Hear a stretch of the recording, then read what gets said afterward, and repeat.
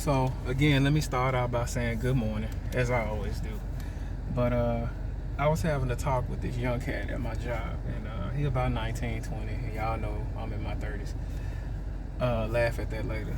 Anyway, was having a discussion, and it really helped me understand how parenting styles have changed.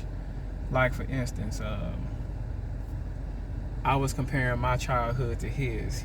I basically was telling him that when I was young, my mama cooked one fucking meal, and if you ate it, you ate it. And if you didn't, your ass lost weight that night because she wasn't cooking those 3 or 4 meals, catering those 2 or 3 or 4 children.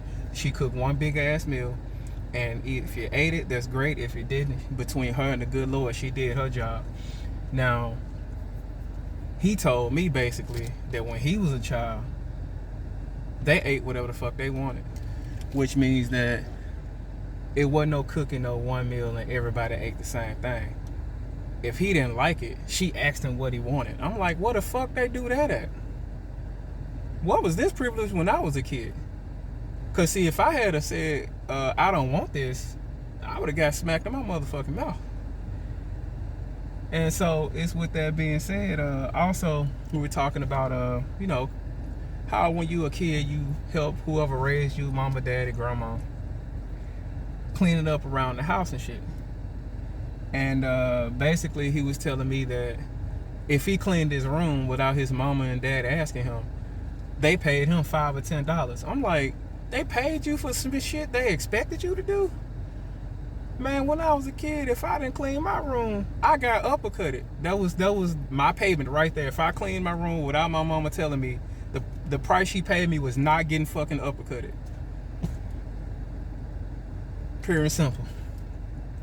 But then they wonder why, when they stop the discipline in that nature, they wonder why kids grow up so soft, why they grow up so soft but reckless, how they so quick to fight and shit or kill or whatever because of the fact that they didn't receive the proper type of discipline. These days, they allow kids to basically pick their own punishment. Ain't no switches, ain't no belts no more these days. Kids get what's called punishment, or they get their favorite gadget taken away, their iPhone or their computer. Hell, what that's gonna do? You take away their computer, they're gonna pull out something else. They got motherfucking gadgets this goddamn big. You take away his laptop, he gonna pull out something else and play with it.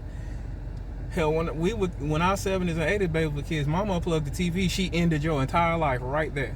All she had to do was take that TV out their room. It wasn't shit you can do at that point because everything went through the TV, everything.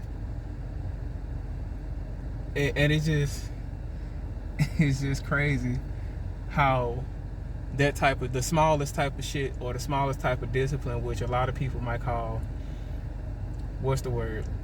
I guess aggressive when it comes to spankings or belt whoopings, as you can say, that they found that too egregious or too brutal. But then they wonder why the kids grow up the way they do, violent and basically mean to each other and shit, and they don't know where this is coming from. I mean, all the ass whoopings you didn't give your child growing up probably had a lot to do with it. So instead of wondering why your child is this way, wonder why you didn't do it that way when they were young, and they probably wouldn't be doing the shit they're doing.